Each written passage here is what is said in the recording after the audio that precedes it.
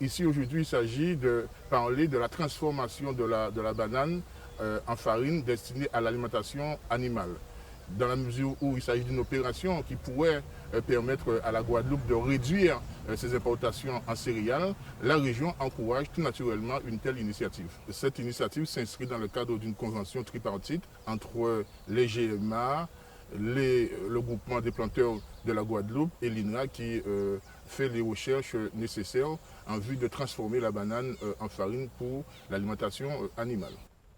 Depuis plus de 10 ans, les producteurs de Guadeloupe ont pris l'initiative de produire une banane durable en limitant les traitements phytosanitaires et en privilégiant la lutte biologique pour l'élimination du charançon du bananier. En utilisant les plantes de service pour lutter contre les mauvaises herbes plutôt que des herbicides, en s'impliquant aux côtés des chercheurs et des instituts techniques pour sélectionner de nouvelles variétés de bananes résistantes à la cercosporiose. Parmi les variétés qui sont sélectionnées pour la banane export, quelles sont celles qui sont intéressantes pour la fabrication de farine destinée à l'alimentation animale? Et la Florban 925 s'y prête puisqu'elle a un taux de matière sèche élevé, plus élevé que la Cavendish classique, et ce qui lui présente un atout considérable.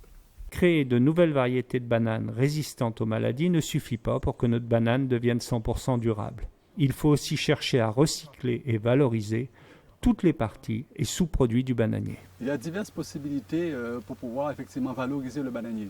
Notre bananier peut être valorisé à travers effectivement le régime, dans le cadre d'une alimentation animale, mais aussi le bananier peut être valorisé autrement.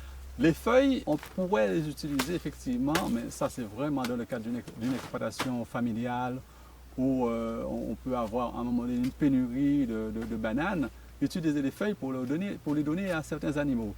Si les feuilles sont valorisables de façon occasionnelle, les écarts de triage qui peuvent représenter jusqu'à 20% de la production totale sont souvent utilisés pour nourrir les porcs ou les ruminants. Le choix de la banane, ça a été un choix assez facile dans la mesure où je suis sur une exploitation de bananes et où j'ai greffé un élevage de porc dessus. J'avais déjà la matière première, je me suis dit pourquoi pas utiliser la banane et ça crée aussi des avantages, notamment au niveau gustatif et au niveau de la qualité de la viande. Il faut dire que la banane est riche dans certaines matières et pauvre dans d'autres. Et donc, en complément, je donne en moyenne 5 kg de bananes au cochon en fonction du complément de banane que j'achète à GMA.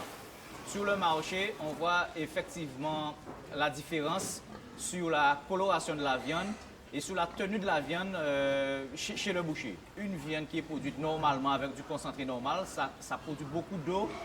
Et une viande qui est produite à base de compléments banane, des animaux qui sont élevés à base de la banane, la viande reste beaucoup plus ferme, beaucoup plus rosée, il y a une belle coloration. Et d'après les clients, d'après les consommateurs aussi, sur le plan gustatif, il n'y a pas photo, quoi. Donc il y a véritablement une différence au niveau goût, sur le goût de la viande. Au jour d'aujourd'hui, on va parler de notre élevage bovin, totalement en race créole. Et ces bêtes-là sont nourries exclusivement à l'herbe et complémentées avec de la banane. Pourquoi de la banane? Parce que c'est notre activité principale. Donc on essaie de faire un circuit fermé avec cet aliment banane. Donc il y a une partie qui est pour l'export et l'écart de triage, on l'utilise pour nos bovins et pour nos porcs. On donne aussi en complément des feuilles de banane que vous voyez ici, qui se trouvent juste à côté. Pourquoi feuilles? Parce que ce sont des éléments fibreux. Et aussi, l'INRA avait fait des études à l'époque sur ces feuilles de banane. Il y a un côté anthelmétique. La totalité des produits du bananier peuvent être utilisés en alimentation animale pour les ruminants. Donc il s'agit des feuilles, il s'agit des troncs, il s'agit des fruits, qu'ils soient mûrs ou qu'ils soient verts. Ceci dit, c'est une ressource abondante, mais elle doit être utilisée de façon rationnelle. Ainsi, les travaux récents que nous avons réalisés nous donnent des indications sur les quantités ingérées. Pour les feuilles et les troncs, ces quantités ne doivent pas dépasser 12 kg pour 100 kg de pois vifs. Pour les bananes fraîches, il n'est pas souhaitable de dépasser plus de 8 kg pour 100 kg de pois vifs.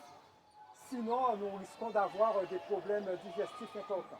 Après cette explication d'Henri Archimède sur les bases de l'utilisation de la banane chez les ruminants, David Renaudot détaille son utilisation dans l'alimentation des porcs. Le niveau d'ingestion va dépendre de la forme de distribution, forme mûre, forme verte.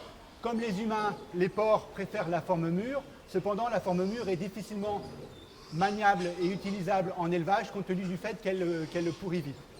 On peut également utiliser d'autres formes de distribution qui consistent à faire des rondelles, par exemple, pour améliorer l'ingestibilité de la banane chez le porc.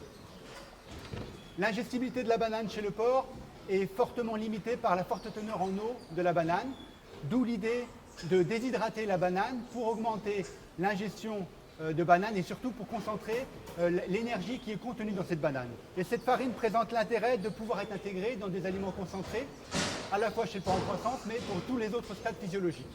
Pour parvenir à la meilleure formulation du complément banane, l'INRA et les GMA travaillent en étroite collaboration.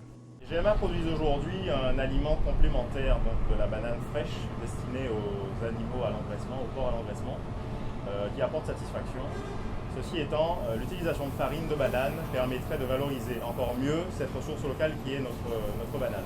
Parce qu'en fait, la banane fraîche contient beaucoup d'eau. Donc nous nous sommes engagés dans des travaux avec l'INRA et la SICA des producteurs de bananiers, la SICA LPG, pour confirmer l'intérêt de cette farine de banane au niveau des performances des animaux. Donc les premiers résultats sont concluants et il s'agirait pour les GMA aujourd'hui de se positionner en tant que leader de technologique au niveau de la fabrication d'aliments à base de farine de banane. Nos résultats montrent que l'on peut remplacer la quasi-totalité des céréales par de la farine de banane sans impacter les performances et la qualité de la viande du cochon. Plus généralement, la farine de banane peut être distribuée aux ruminants ou aux volailles. C'est intéressant cette farine de banane au point de vue valorisation des produits, c'est-à-dire qu'on va faire un produit banane, l'exploitant va pouvoir avoir un complément de revenu si on arrive à valoriser cette banane, comme ça se fait aujourd'hui dans la canne avec la bagasse qu'on valorise dans la centrale thermique du moule. Donc si nous on peut arriver à valoriser cette banane et avoir de la farine qui en retour va nourrir nos bêtes, on a clôturé le cercle. Et c'est quelque chose de positif pour la Guadeloupe en termes de valeur ajoutée.